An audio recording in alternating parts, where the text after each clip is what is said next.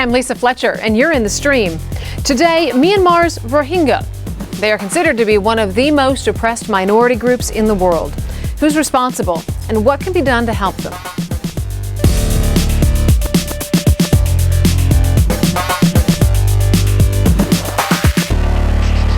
Our digital producer, Malika Bilal, is across the table from me, as usual, watching all your live feedback as it comes in. Tweet her using the hashtag AJStream. Malika, today's show topic was actually pitched by a number of members of our community. Lisa, we've been getting calls daily asking us to cover this story. And in particular, we got a request from a member of our community in Nigeria, Hamid Drama, who wanted the AJStream take on it. So Hamid, if you're watching, tweet us. Join the conversation. Use the hashtag AJStream. Joining us in the studio is Waqar Uddin, chairman of the Burmese Rohingya Association of North America. Waqar, so glad to have you here. Thank you very much. Thank you for having me. We are also looking forward to hearing from you, our online community. So if you want to send us a comment about Rohingya or suggestions for a future stream show, you can just post your thoughts on our Facebook wall. Go to facebook.com/AJStream. Hi, my name is Omoyele Shore, student journalist at Sahara Reporters. I'm in the stream. They are considered one of the most persecuted minority groups in the world. The Rohingyas are a stateless people with no rights to citizenship. And for decades, they have faced racial and religious discrimination in northwestern Myanmar. Since June, violence between Muslim Rohingyas and Buddhist Rakhine have forced many Rohingya to flee from their homes. Some have gone to refugee camps, while others take dangerous risks by sneaking into neighboring Bangladesh. Earlier this month, Myanmar's President Thein Sein said the only solution to the Rohingyas' plight would be to move them out of the country or into United Nations-run refugee camps. He said, quote, "We'll send them away if any third country would accept them." This is just Myanmar's view, but what other solutions exist? Now, it's important to mention that we invited members of the Burmese government to appear on our show or provide us with someone to represent their position. We are still waiting to hear a response from them. So, Dr. Dean, you know, things have been looking pretty good to the outsiders rather, in Myanmar lately. You know, they seem to have opened up politically. A lot's going on there. They seem to be becoming more progressive. Yet things for the Rohingyas are getting worse. Well, what's going on? Is this ethnic cleansing? Explain it to us. Yes, this Burmese military-based dominated the government is playing a very clever card. They're playing a card of business and openness. What they are doing is luring international community into their tricks that investment, business, opening up, democratic reform, these are all happening in mainland central Burma. They have released Aung San Suu Kyi, who is a Burman, and they are releasing political prisoners, limited number of political prisoners. They are mainly Burmese, very few ethnic minorities. So they are showing international community that we are moving toward democracy. But they're orchestrating everything that everyone sees? Right. But yet, they are basically carrot and stick policy. While they are doing that, they are depriving of rights from the ethnic minorities, particularly Rohingya, and there are some Kachin and others as well, but Rohingya situation is much more serious than others. So while they are saying democratic reform, they are ignoring the core value of democracy, which is human right. They are not addressing that issue. They are trying to divert international attention to business, investment, and trade. So yet they are getting harder on ethnic minorities, particularly Rohingya. Can you imagine a president of the country, the highest office holder in the country, would say a statement like that these ethnic minorities, the Rohingya, needs to be transferred to third country, don't belong here, or they must be kept in a camp? Is that democracy? It's astounding. It's an astounding comment. Malika, I know our community has been chiming in on this since we first announced we were doing the show. They have. And Lisa, you mentioned earlier in the show about recent openness that Myanmar is being shown. There's a tweet here from Jacob. He says, it's possible that American openness to Burma has more to do with competition with China than good Burmese behavior. But that's followed up by a video comment from a member of our community. And Dr. Waqar, I'd like you to have a listen. This is more in favor of the government. It's impossible to force all Rohingyas in Myanmar to move out. Likewise, it's practically impossible to define every single people claim themselves as Rohingyas in Bangladesh as Myanmar citizen. With reference to what Aung San Suu Kyi said, it's something to be solved by rule of law. And when we say law, it should be the existing law. No other countries nor powerful organization should force a country to change its law, unless public wishes to change it and draw from Myanmar. He references a lot of things there, but what he says is there's something to be said for a solution with rule of law. Is the rule of law working currently? What kind of law he is talking about? Who made that law? He is talking about law. Aung San Suu Kyi was referring to 1982 citizenship law. That was a black law, we call it, international community call it, the instituted by the army government. Is that supported by majority of Burmese people, Burmese community, all ethnic minorities? Absolutely not. So Aung San Suu Kyi was referring to law. Nobody knew what she was referring to, the black law of the army of 1982 or the standard international law, the law that is accepted by a civilized community of the world community that has as a standard. So in human rights, with Geneva Convention and other things. So that was a vague statement. I understand why she's in that position. But this Burmese, radical Burmese and Rakhine are translating, interpreting, or purposefully saying that law, that the military government instituted law should be followed. Dr. Uddin, for those who aren't as familiar with this issue, kind of explain the root of what's going on, how far back in Burma's history this goes, and the scope of the problem. How many people are we talking about that are being affected day in and day out? This question can be answered very explicitly, very in detail by Dr. Abid Bahar and Dr. Habib Siddiqui, who will be in the conference in Bangkok. But I will tell you briefly, according to history, the Rohingya, the name is derived from region of Rohang. So Rohingya is an adjective of Rohang, noun. It is a northern state of Arakan state, northern Arakan state. Those Rohingya people living in Rohang has been many centuries. They date back as far way back as 9th century. Then Burma was not even in existence. That piece of land in northern Rakhine state shifted hands. The Persian has ruled it, part of Mughal has ruled it, Rakhine Kingdom has ruled that region, and Burmese, Bodapaya and all that, Burmese king has ruled it, and then British came in and went back to Burma. During World War II, part of this Rohingya was occupied by Japanese troops. So there have been shifting of things. But no matter what happened, who ruled? The people of the region, indigenous population, Rohingya, were there. Now, after the independence, the UNU's government, civilian government, democratically elected government, has recognized Rohingya, and we were as part of the national race and ethnic minority, and we are on the radio program, national radio program run by Burmese government. We are given citizenship. We are automatically like any other citizen of Burma. It's no different, but really history has turned 180 degrees in 1962 when military dictator General Ne Win overthrew the civilian government and imposed military rule, dictatorship. And now since 1962, Rohingya has been discriminated, and they are trying to do ethnic cleansing, eliminate the population.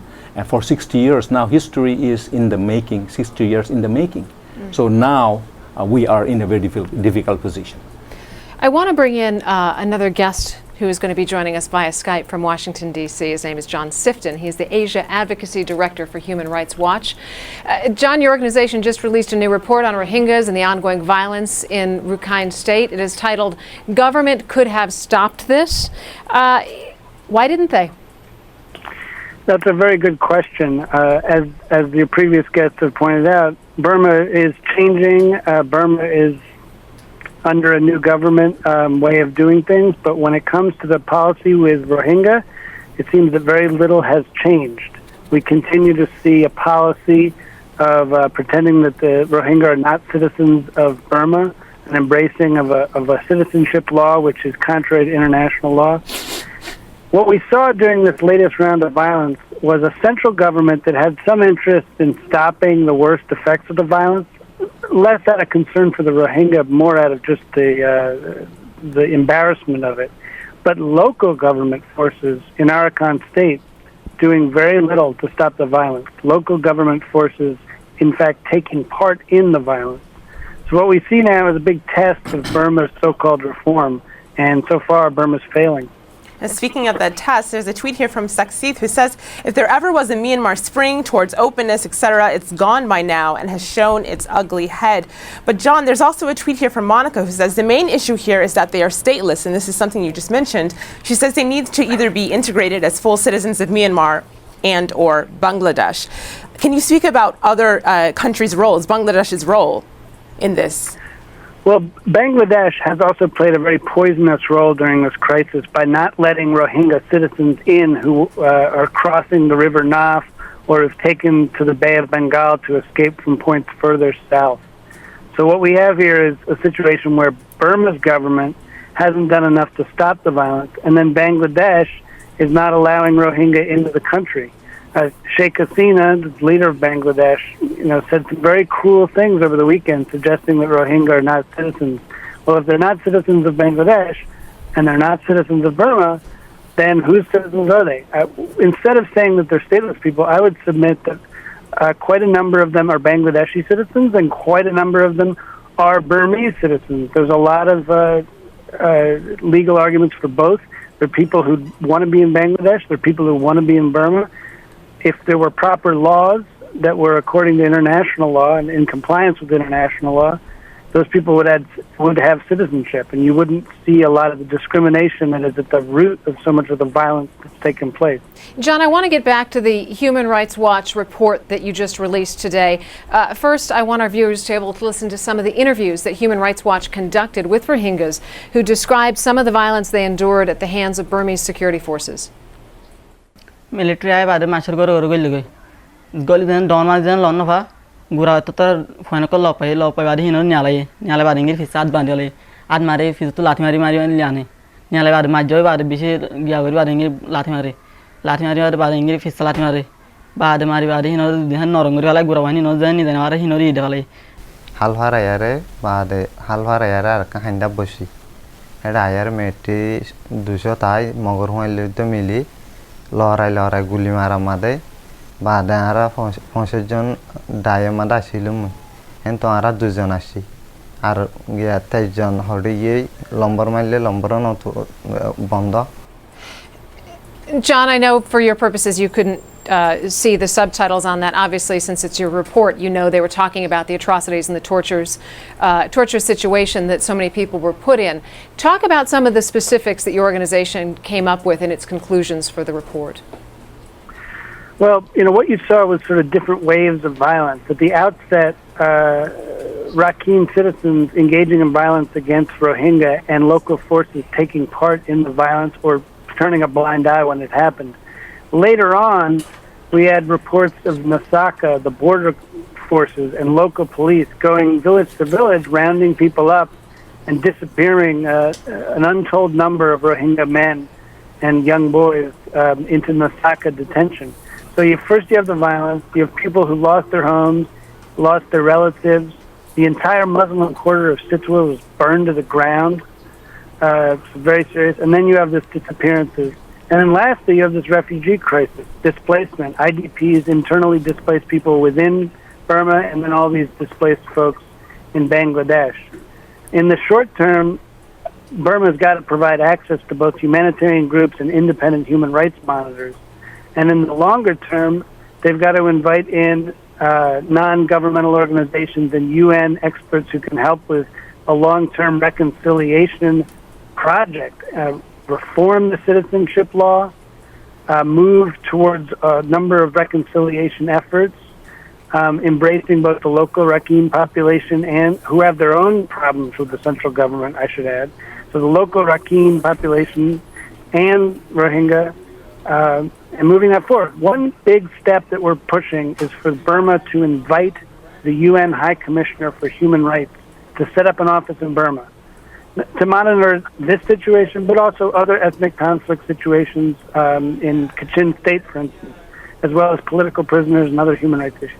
That would be a big first step. If they could do that, we'd be on the way to, maybe starting to move towards a reconciliation process. Well, Waqar, I think the members of our community would agree with what John is saying. But one thing that is brought up, we hear these harrowing stories that we just saw, but there's also a question, especially for our purposes, on what's real and what's not. Shuja on Twitter says, my first question is it actually true? The treatment of Muslims in Burma, many pictures on social media seem to be totally fake. I'd like to play this video comment from a member of our community in Myanmar. Firstly, the violence happened only in border area and nearer town of Rakhine State. All other parts of the country where both Muslims and Buddhists live remain peaceful. Obviously, it's not a religious clash. I like to ask all the international media why they are portraying it as a religious clash. And it's the violence that happened. How can threatening with jihad, protesting by burning down the flags and president photos, manipulating and propagating figures on social media help the situation to solve? I'm Chen from Myanmar. So Lisa and Waqar, she says basically how can propagating this on social media help this issue? Of course, I know that you have the photos we were just looking at a little bit earlier. Yeah, this is amazing actually. Take a look at some of these. These are some photos that have been posted online. This one says the body of Muslims slaughtered by Buddhists. But then if you go down a little farther, you actually discover that that photo was from the 2010 earthquake in China, and those are Tibetans trying to help rescue the victims. Another one that's been circulating online is this one. It says more than 1,000 people killed in Burma. It's also fake. This was from Thailand in 2004. And they go on and on and on. These aren't just misleading, but they're flat out false, and they create these terrible sentiments toward people that don't deserve it. What are your thoughts on this? Yes, this is a big problem now, emerging problem. This Burmese media and Burmese, these hardliners is playing this kind of game. International community will have to get hard on them. Yesterday I received some picture that then made me sick. The picture it was from China or Vietnam somewhere a long time ago. A woman, a little girl killed, and they slit their throat and all that, and they're putting as a Rohingya because these Chinese and Vietnamese look Oriental, so it's more likely they're putting that into Burmese context. What these radicals and extremists and Burmese, some elements in Burmese government doing is tainting the international media. Wherever the real picture coming, they want to taint that. So each time one true picture, authentic picture comes, they'll flood with 20. So making that real picture, authentic picture also false. So they are really doing a media war. And Twitter is not helping, Facebook is not helping, because as soon as the gruesome murder took place, it was all over the Twitter, all over Facebook, calling for more of this kind of attack. So media is good, but unfortunately they are using this as a tool to discredit Rohingya. And then they are turning the table using media effectively. So this is unfortunate. And John, we're talking about, of course, actors outside of Myanmar, but there's a video comment here. You can't see it, but have a listen. I'd like your thoughts afterwards. Hello, my name's Kirsten and I'm from Singapore. Considering that there are many Burmese people who refuse to even admit the legitimacy of the term Rohingya, how can we get Burma as a country to be more accepting and to change the mindset of the people? Thank you. John, how do we go about changing mindsets? Well, this is the core issue that goes to everything Human Rights Watch does all over the world. We've often found in all of our research that when people kill other people or slaughter them or ethnically cleanse other people, it's not because they think that they're human beings who are equal to them and deserve human rights, but they're not going to give it to them. It's because they don't think that they're deserving of it. They don't think that they're similar to them, like humans like them. So it's all about reconciliation. That's not our area of expertise. Our area of expertise is research. And we went in, we showed what was going on here, what the abuses were. It's now up to reconciliation experts to come in and help the Burmese government do what it needs to do to literally change the mindset of Burmese citizens. Because right now it's a poisonous atmosphere where even members of the reformists, the pro-democracy crowd have said some hateful things about the Rohingya that have done them no favors with us who have supported their cause for so many years. So it's very important that at this point, Burma itself as a country, as a government, recognize that the way forward is not more hateful speech, but to start doing the sort of programming and efforts that are taken under in post-conflict situations to get people to realize that these people are not subhumans. They are humans. They're mothers and sisters and brothers and fathers, just like their brothers and sisters and fathers and mothers, and recognize that they're the same, that they need to get along. But it's a very poisonous situation. I totally agree. It's very poisonous. It's one of the worst we've seen in quite some time. And even if it's not hateful speech, I mean, you've got people like Nobel laureate Aung San Suu Kyi who just said she doesn't even know if the Burmese are citizens. I mean, if somebody like that, who's been a defender of democracy, won't even stand up, where does that leave you? Yeah, well, that was a very unfortunate thing that she needs to be more forthcoming. She needs to clearly say what she thinks. Despite she may be running into risk of losing popular support, but she has the principle. But I want to step back one thing that that gentleman on your guest has touched the base. The Burmese, first of all, statelessness. I want to mention that. Rohingya are made statelessness, but created that. In fact they are stateless. They have their land. They have their state. So whether Burmese government, international community says that it is they are stateless has to be disputed. About 30 seconds. Okay. Quickly, I want to mention that these people are not from Bangladesh, Burma. They're from Bangladesh. You can see, you look at last 2, 3, 4 years, they use Muslims, the term. They use Bengalis. And one time they came up, they said, no, they are not Bengalis. They are Muslims, but they are not touching the Rohingya issue. The core of the matter is, if these people are from Bangladesh, there's a solution. If that's the truth, international community, the team can go and investigate and see, can identify them easily, whether they're from Bangladesh. This is not a magic thing. Right. So that can be easily addressed, whether their allegation being this Rohingya are from Bangladesh or not. Okay, we are going to talk about that and the possibility of a Rohingya state in the post-show. So John and Dr. Uddin, sit tight. But first we want to get to Malika, who's got a couple other stories we're following.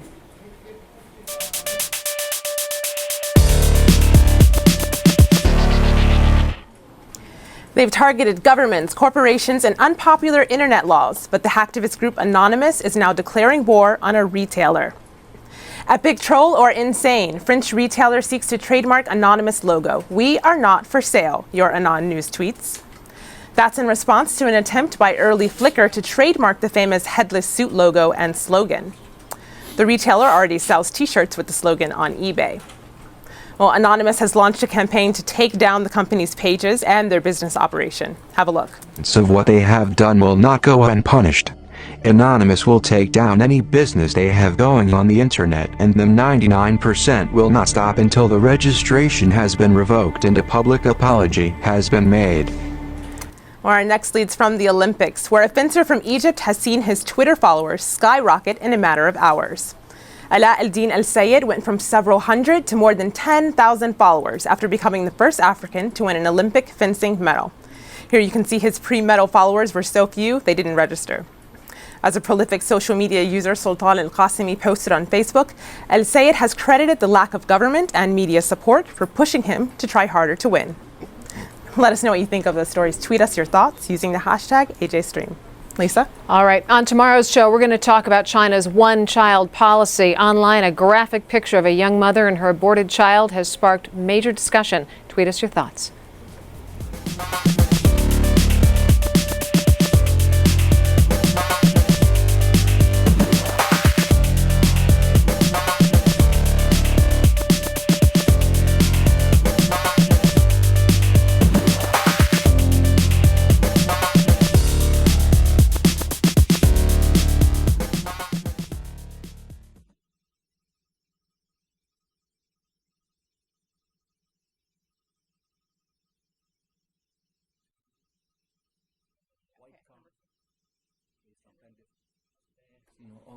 So let's get on the ground. Welcome back to the Online Post Show. It's streamed at aljazeera.com. We're talking about the Rohingya crisis that's been going on in Myanmar.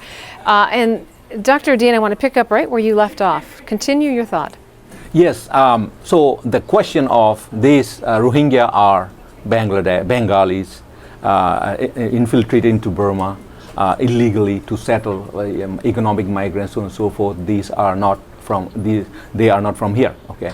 So there's accusation coming from Burmese government. Often they use the word also in the past, Tandaya. Tandaya means suspect. Mm-hmm. That means they were suspecting. Okay. So these different kind of terms has been used to describe these Rohingya people. So my question is, why it is so difficult to identify these Rohingya, whether they are truly Rohingya or they came from Bangladesh? Now their assumption is that they look alike. These people are South Asian face, physical appearance, South Asian. There are similarities in language and culture because of the border. There will be, you go anywhere in the world, people in the border will have cultural exchanges. Right. There are some influenced by Bengali, southern Bangladesh, influence on Rohingya. And Rohingya has also influence on Bengalis. It's a two-way street, but they are not seeing that. So they are basically looking by appearance, religious, faith, and then physical appearance and some cultural ties. Completely. The easy way is not going to be magic science. If you really are serious, the Burmese government, if you are really serious to find out who these people are, whether all of them are Bengalis, 50% are Bengalis, 99% are Bengalis, or just 1 or 2 Bengalis, we can find them out because there's tremendous difference between Bengalis and Rohingya. So let's get on the ground and get international teams, work with Burmese, identify these folks, we'll help them. And we want to cooperate with Burmese government if there is any illegal Bengalis. That's not going to be difficult, but they are dragging. I know, John Stifton, with Human Rights Watch, we have lost the picture of you, but we still have your voice. So please chime in here. Sure. I'm sorry that you lost the video, but on the statelessness issue, it's a little bit of a misunderstanding. I mean, statelessness is typically brought into play when you have people who've been displaced into countries where they weren't born and find themselves there, and then the state that they came from no longer accepts them. That's not what we have here. What we have is lots of people who were born in Burma, who, if Burma had a law that was in compliance with international law, would be citizens. They would be citizens of Burma. And there are others who are citizens of Bangladesh under the same principle. But the point is, the statelessness kind of misses the point. Whether you're stateless or whether you're a citizen, nobody is allowed to be slaughtered by their fellow human beings. That is a human rights abuse no matter where it happens and to whomever it happens. And this is going on with the full knowledge of the governments of other countries, including the U.S. Recently, President Obama lifted some sanctions against Myanmar. How responsible was it of the U.S. government to do that, given what's going on with the Rohingyas? Well, this is the question, a topic that often came in the media. I work closely with the State Department and Center for Foreign Relations, and the lifting of sanctions, I don't believe that there's a right for U.S., but the Europeans have lifted the sanctions. As you know, the United States, Obama has signed to continue the sanctions. So they have not completely lifted yet. They have relaxed the sanctions. So there's a difference between lifting the sanctions and relax the sanctions. In their defense, U.S. government, they have lifted the sanctions as incentive for further movement moving forward with democracy. There are some examples of travel restrictions from Burmese officers. There are some non-military related business and so on and so forth, but not energy related. So sanction is there, somewhat lifted, but the question is how much should have been lifted? How much should have been relaxed? The relaxation of sanctions, is it too much? They have done it one time rather than go on phase by phase basis. Make them earn it? Yeah, they can earn it. Yeah. Has the U.S. government given too much? Maybe that's the question to debate. But the thing is that we still have time. The U.S. government and Europeans need to get on board, be more aggressive, get hard on Burmese government. Whatever has given, we don't want them to take it back, but now tell Burmese government, okay, we have given you this, and what do you have on the table? What you can offer? There's the time. Yeah. Well, that's echoed here among our community. Natty on Twitter says the road to reform is a long way off in Burma. No democracy until Rohingya are recognized citizens in their homeland. But on that note, John, there's a video question from a member of our community. Have a listen. I'd like your thoughts afterwards. Considering the fact that the Rohingya people have not been educated, they are not formally educated because they've been deprived of formal education by the governments of Myanmar for decades. How would they be able to manage their states if they are being given a state? Do they have the human resources, personalities? Do they have the intellectual capacity to manage the state on their own? And also, what are the possibility of the Rohingya people actually being granted a state under the country of Myanmar? Is this possible for them to have a state on their own? These people have been suffering for decades, and it's time for their suffering to be put to an end. Thank you. So, John, in case the audio was a little unclear there, basically that was Samuel, a member of our community from Nigeria, and he says, is it possible for them to have their own state? They've been deprived of education for years. What would their own state even look like?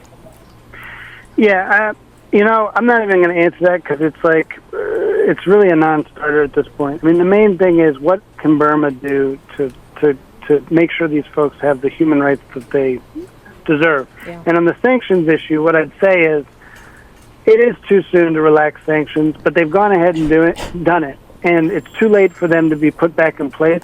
I mean, in reality, yesterday, right here in Washington, D.C., the Senate has moved ahead the investment ban, an import ban on Burmese goods to the United States. They renewed it, but the president is going to waive it as part of the relaxation effort anyway. But it'll still exist on the books. To us, that's kind of a moot point. It's over. The sanctions, for all intents and purposes, the sanctions regime has come to an end. And it came to an end too soon, and it's a huge missed opportunity. So at this point, all we can do is hope that the U.S. and other governments will continue to press Burma and use what leverage they continue to have and say, look, if you guys don't get your situation in Arakan sorted out, if you don't have reconciliation, if you don't have ceasefires in the other conflict areas, you don't release the political prisoners, this whole sanctions renewal process will keep on coming up, and you're not going to have these laws go away. It's going to continue to be on the books that there's an import ban on Burmese goods. So, it's very important that you keep this movement forward, because we can turn it around. If you guys really fail, we will turn it around. Now, that's an empty threat, because in reality, the business community is not going to let that happen. But in reality, that's what needs to be said to the Burmese government. If you don't keep the reform moving, you're going to see the sanctions regime stay in place. Dr. Uddin, we've got 30 seconds left. I'll give you the last word. Yes, this Rohingya issue, I call on international community, United Nations and international community. They have moral obligation to resolve this issue. Without them, we will not be able to fix the problem. If international community cannot resolve this issue through negotiation with Burmese government, it has to bring up at the United Nations Security Council and General Assembly to address this issue, because this is a genocide. This is a serious human rights violations and crime against humanity. So please, we still have time. There's still time. Please wake up. please take a step, concrete step, and save this Rohingya from extinction. Dr. Waqar Uddin, John Sifton, to our community, thanks for joining us. We'll see you tomorrow.